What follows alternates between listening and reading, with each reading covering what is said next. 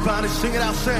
And I'll never know how much it costs to see my sin. To see my sin upon. I'll never know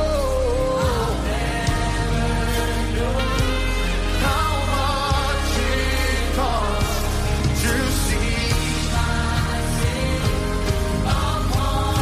I'll never know, say I'll never know how much it costs to see my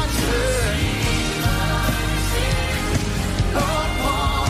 I'll never know how much to see my. Come on, sing it one more time. I'll never know how much it costs to see my sin upon that cross.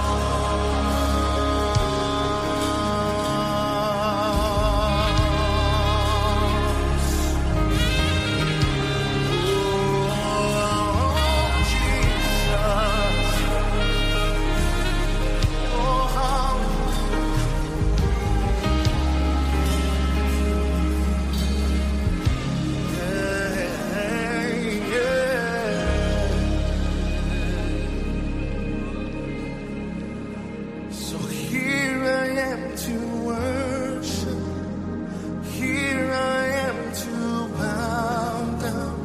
Here I am to say that you're my God. You're altogether lovely, altogether worthy, altogether wonderful to me. Everybody sing, here I am. And here I am to worship. Here I am to bow down. Here I am to say that you're mine. You're altogether lovely, altogether lovely, altogether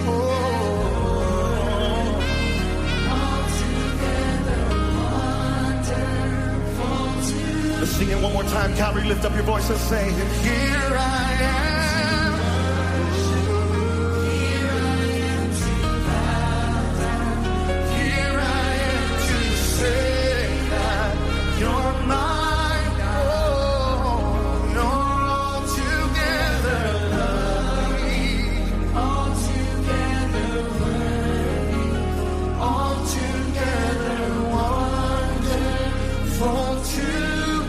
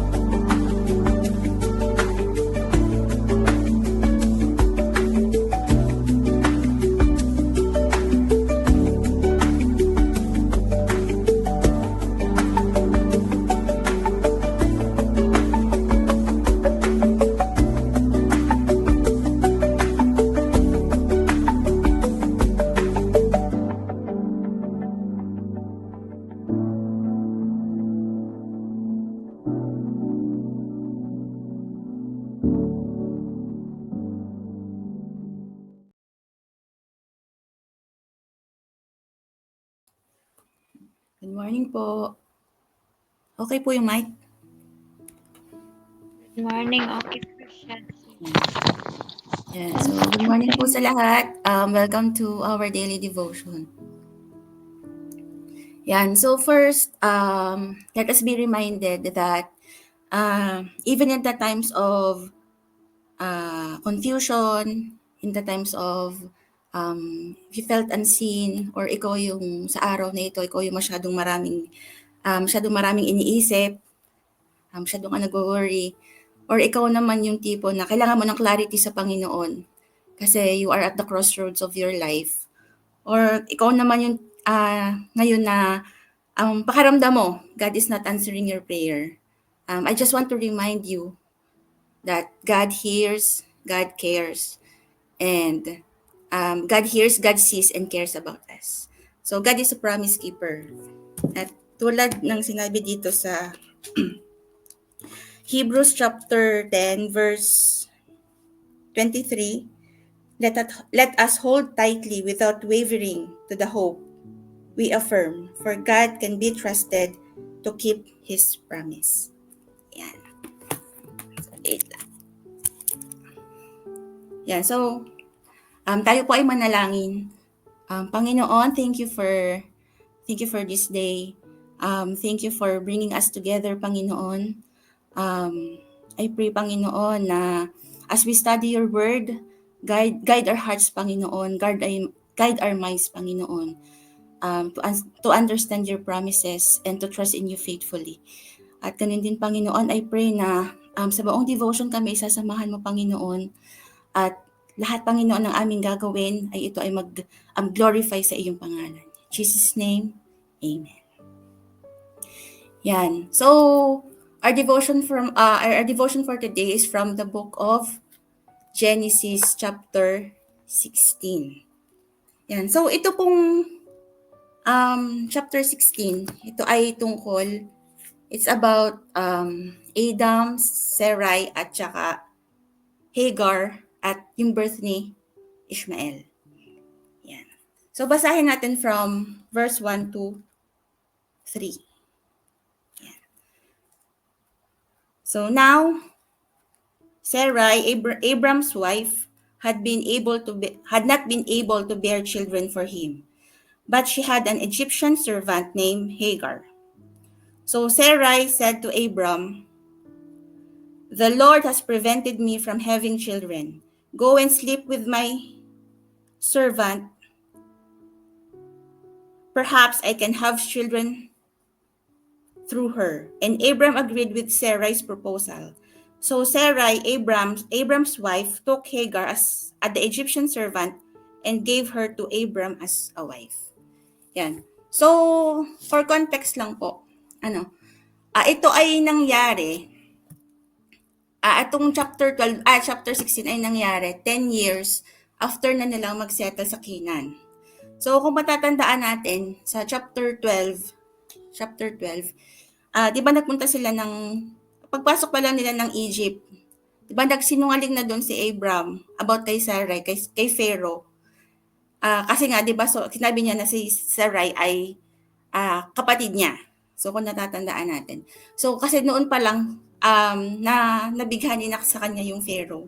Kaya, yun ang sinabi niya. So, marami binigay na possessions ng Pharaoh kay Abraham at kay Sarai nung time na yun. At kasama doon yung mga male at saka mga female servants.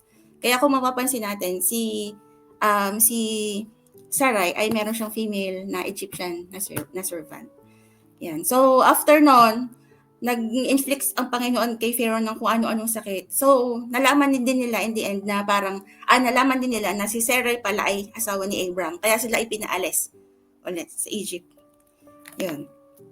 So, at kung, for context din, kung maaalala natin, from chapter 12, chapter 13, chapter 14, 15, nandun na yung promise ng Panginoon kay Abram at saka kay Sarai, na, yan, next slide po, yan.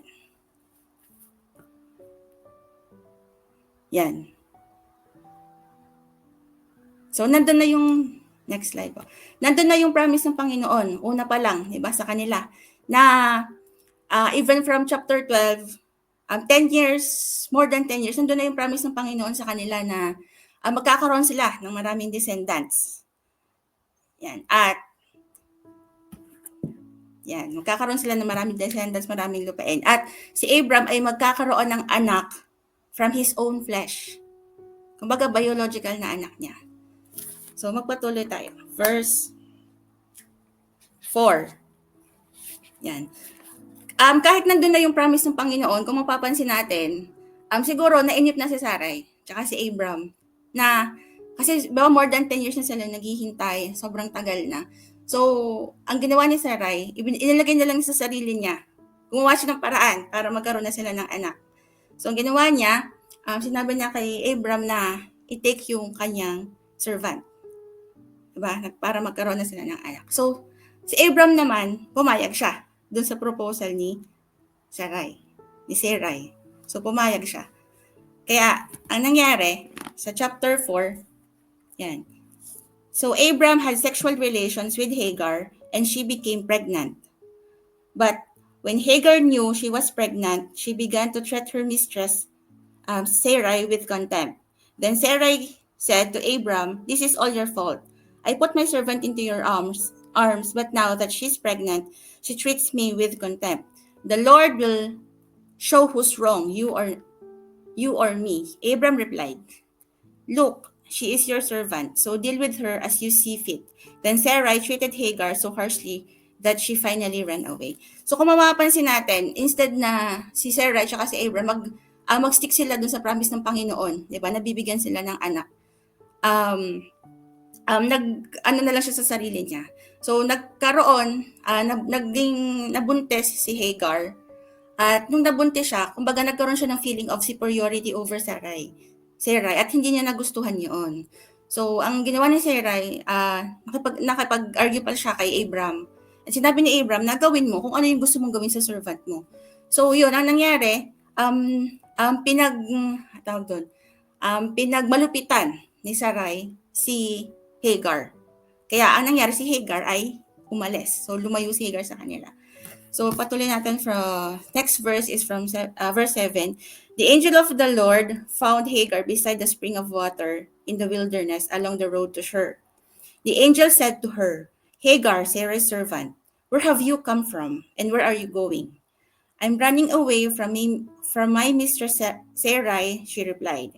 The angel of the Lord said to her, "Return to your mistress and submit to her authority." Then he added, "I will give you more descendants than you can count." So kung mapapansin natin dito, di ba pinababalik siya ng angel of the Lord kay Sarai? Sabihin, nandun yung protection. Nandun yung protection ng Lord. At sabi, nandun din yung promise ng Lord na magkakaroon ka din ng maraming descendants. Yun. So next verse 11. And the angel also said, "You are now pregnant, and will give birth to a son. You are to name him Ishmael, which means God hears, for the Lord has heard your cry of distress." Yun. So, narinig ng Panginoon yung kanyang pag-iyak, yung kanyang distress, nakita ng Panginoon yun. Yung kanyang pagsasuffer, nakita yun ng Panginoon. And to continue verse 13, thereafter, Hagar used another name to refer to the Lord who had spoken to her. She said, "You are the God who sees me." She also said, "Have I truly seen the one who sees me?" So that well, yung well, was named Bir Lahai Roy, which means well of the living one who sees me. It can still be found between Kadesh and Bered. So nung time na to, nung pinanganak na si Ishmael at pinangalanan siya ni Abram na Ishmael, si Abram nun ay 86 years old na. Yan. So, yun ang kabuuan ng chapter 16. It's about Abram, Sarai, at Hagar and the birth of Ishmael. Yan. So, kung makikita natin dito, katulad ng kay Sarai at kay Abram, di ba nandun naman yung faith nila sa Panginoon? Nandun yung faith nila sa yung trust nila sa Panginoon, yung trust nila sa promise ng Panginoon. Diba tayo ganun din, parang nandun naman yung trust natin sa Panginoon, nandun yung trust natin sa promise niya. Pero sometimes we do not trust His process. Parang dun sa process na yun yung crucial part yung waiting season na kung saan masyado tayong naka-focus dun sa promise pero hindi natin ma-endure yung process ng Panginoon. So dun sila nag-start mag-worry, dun na sila nag-start na mag-rely sa sarili nila kasi naiinip na o kaya naman God ang tagal naman. Parang God, ano ba talaga plano mo sa amin? Parang ganon. So instead na mag-focus sila dun sa promise at sa process ng Panginoon, nag-rely sila sa kanilang sarili. So dapat maintindihan natin na sa mga ganitong panahon, God is not just testing our faith. God is also building our character. So during sa process na yon of our waiting, binibuild ng Panginoon ang character natin. And kapag natapos yung season na yon, eventually, pwede ka na maglaro ng connecting the dots. Kasi mapapag-connect mo na bigay ng Panginoon yung promise, mapapag-connect mo na pala, kaya pala nung mga time na yun gano'n. Bisa iniisip natin, God is not working. But even in silence, alam natin na God is working. Kaya right now, alam natin na God is working. Kahit kaliit-liitan yan, God is working. And, so yun. At kung matatandaan natin, hindi ko lang nabasa kung after 3 years, nung ipinanganak si Ishmael ay, correct me if I'm wrong, ay binigay na ng Panginoon si Isaac kay Abraham and Sarai. Hindi ko sure kung exactly 3 years yon. Pero after 3 years yon, binigay na nila si Isaac kay Abraham at kay Sarai. Yun. So second point is, kung mapapansin natin, yung nangyari kay Hagar. Yan, God can turn any mess into something great. Yan, kung iisipin natin, masyado bang naging magulo yung part ni Hagar? Kasi hindi sila nag-stick dun sa promise ng Panginoon. So, kung maiisipin natin, kahit ganun yung nangyari, ay nandun pa rin yung protection at promise ng Panginoon kay Hagar na magkakaroon din siya ng maraming descendants. Diba? Kahit naging ganun yung nangyari, naging masyadong magulo, pero nandun pa rin yung promise and protection ng Panginoon. At kung iisipin natin, diba, minsan, kahit ganun kagulo yung buhay natin, ganun kagulo because of our poor choices, kasi masyado tayong naiinip, masyado tayong nagtitiwala sa sarili natin na ito, gagawin ko na lang kasi hindi ko alam kung ano yung gusto ng Panginoon, pero gagawin ko na lang, magre-rely na lang tayo sa sarili natin dahil gusto natin na nandun na tayo sa ganung situation. So, kung mapapansin natin, even masyadong magulo, kaya pa rin siyang ayusin ng Panginoon. Inaayos pa rin ng Panginoon yung buhay natin. Kailangan lang talaga nating matuto to fully trust God sa ating buhay. Ayan. And another thing, kung mapapansin nyo, yung well na yung kay Hagar na sinabi niya ay, yan, so God sees and hears. So yung sinabi niya yung well na the one who sees me. Diba? During her distress, na sobrang nasaktan siya, sobrang lungkot niya o sobrang nandun pa rin ang Panginoon, kinomfort siya ng Panginoon. Yan. Kung iisipin natin, hindi naisip ng Panginoon sino ka ba? Ano ba yung ginawa mo? Ano ba yung background mo? Anong ginawa mo? Ano ka? Sino ka? Ano ka? Hindi Parang at that moment, kinomfort siya ng Panginoon. Nakita siya ng Panginoon. Diba? Parang kung iisipin natin, tulad nung naging message ng Pastora dyan yung Sunday na, di ba, yung we are the light and the salt and light of the world. Parang yung pagbibigay ng comfort, naalala ko lang yun, na parang magbigay tayo ng comfort kasi may mga tao talagang dinadala ang Diyos sa ating buhay. So magbigay tayo ng comfort without judgment. Parang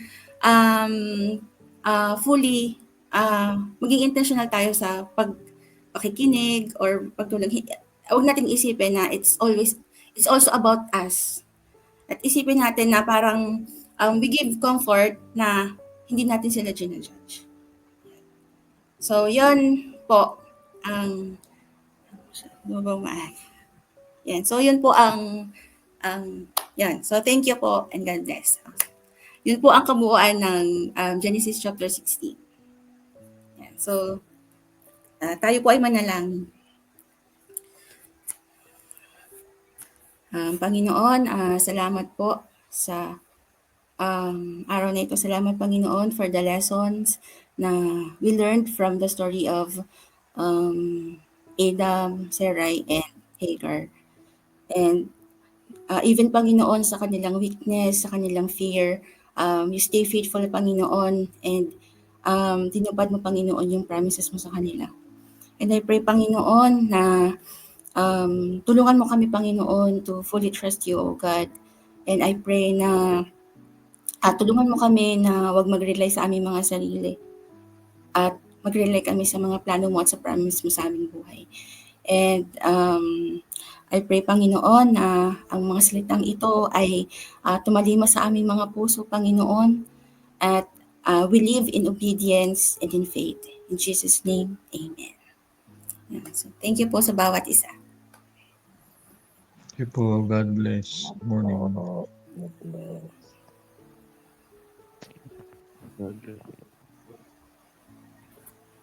Bless po sa ating lahat. Thank you po. Sa aming pagsama.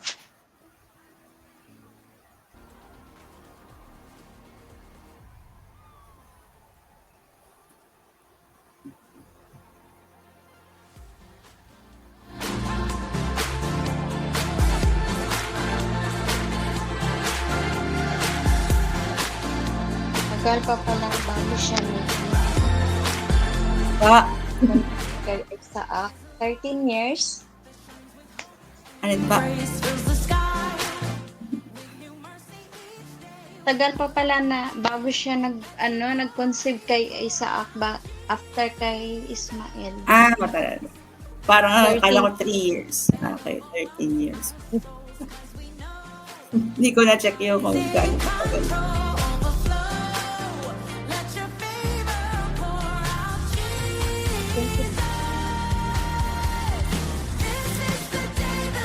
Thank you, Jay.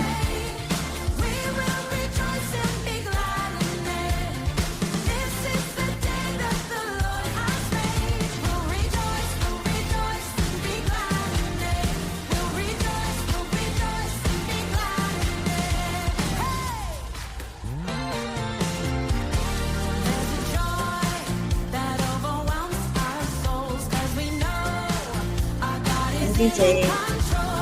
Thank you po. Good morning. Walang paano ko mag-edit.